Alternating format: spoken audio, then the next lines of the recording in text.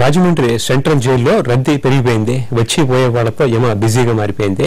జైలుకి వెళ్లేందుకు జనం క్యూ కడుతున్నారు. అయితే వాళ్ళంతా నేరం చేసిన వాళ్ళు కాదు, నేరగాళ్లు పండించిన పంట కోసం వెళుతున్నారు. జైల్లో మామిడికి రుచి ఎక్కువ అంటూ ఎగబడి ఉంటున్నారు. 100 ఎకరాలకు పైగా విస్తరించి ఉన్న రాజమండ్రి సెంట్రల్ జైల్ ఆవరణలో మామిడి తోటను పెద్ద ఎత్తున సాగు చేస్తున్నారు.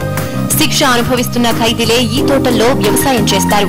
రసాయన ఎరువులు వాడకుండా పూర్తిగా సేంద్రియ పద్ధతుల్లో పంట పండించడంతో జైలు మామిడికి డిమాండ్ ఎక్కువగా ఉంటుంది.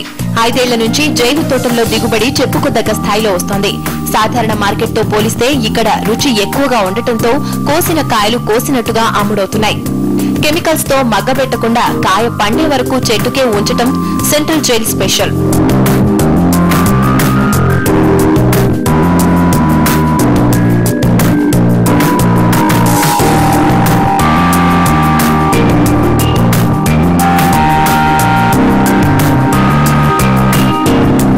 ఆవకాయ వెరైటీల నుంచి పంగినపల్లి వరకు అన్ని రకాలను ఈ తోటల్లో పండిస్తున్నారు.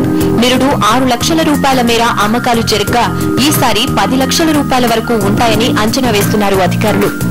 మామిడి పండ్లు అమ్మడం అనేది మేము మొదలు పెట్టాము, ప్రారంభించాము. మా పండ్లకు మంచి స్పందన ఉన్నది. ముఖ్యంగా మేము పండించే విధానము కూడా సేంద్రియ ఎరువులతో పండిస్తాము. అంటే ఆర్గానిక్ మ్యానర్తో మేము కృత్రిమ ఎరువులు ఎటువంటి వాడము. మా యొక్క ఫలాలు కూడా చాలా రుచికరంగా ఉంటాయి. మా యొక్క మామిడి పండ్లతో చేసిన పచ్చళ్ళు కూడా చాలా నాణ్యత ఉంటుంది, చాలా రుచికరంగా ఉంటుంది. ఎక్కువగా చాలా మంది ఈ మన గోదావరి వాసులు మా కాయలు కొనడానికి క్యూ కడతారు. ఎందుకంటే వీటితో చేసిన పచ్చడి చాలా కాలం నిలవ ఉంటుంది.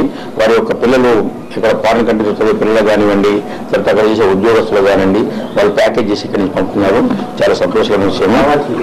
ఇప్పుడు అదేవిధంగా మీరు చెట్టు దగ్గరికి వచ్చి వారికి ఏ కాయ కావాలో ఆ కాయ కోసుకునే అవకాశం ఉంటుంది.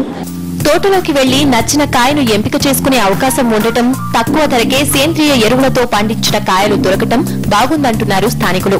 మొత్తం మీద సెంట్రల్ జైల్ మామిడికాయలు హాట్ గా అమ్ముడుపోతుంటే ఇటు ఆవకాయ పచ్చళ్లు పెట్టేందుకు మహిళలు అంతే జోరుగా కొనుగోలు చేస్తున్నారు.